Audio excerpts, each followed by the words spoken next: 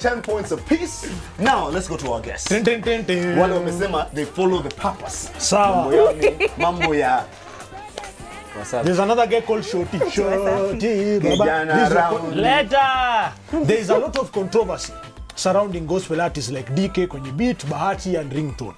If you had to rank them from worst to bad, yani what are you down? But who's the downest? Who is the downest? Nani yako basement? Who would be the worst? Worstest?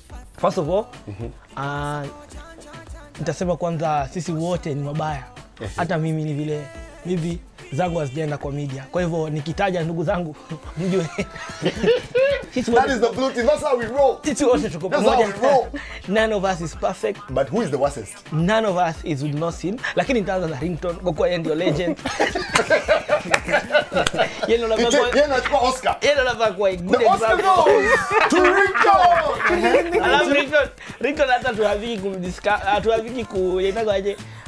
Akwake ameulizwa na mtu, anakuja kama mtu kutuambia kama tujamuuliza. Alafu niende. Namba pili. Namba pili I think Bahati who? DK. And DK. Namba pili I think Teka Bahati. Sababu kati yao wote pia yeye ndio mzazi. DK nitamweka hapo mwisho. Hata DK ni bro wangu. So DK. But nani yako na Ngori the worst? Nani yako na? Mimi nasema Ngori, mimi nimewapea namba. Why changing things? Why changing things? Sasa kujibu. Nimesha kujibu waje. You are the judge hapa. Huyu anakuuliza watu hapa kwa nini? Watu wanazama hapa. Alafu lakini ndiye jino ndamweka. Yeye ndio sasa. Kabla baba yao.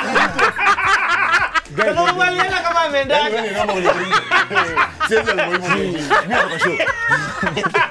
Anyway, you know what? Amani has been laughing.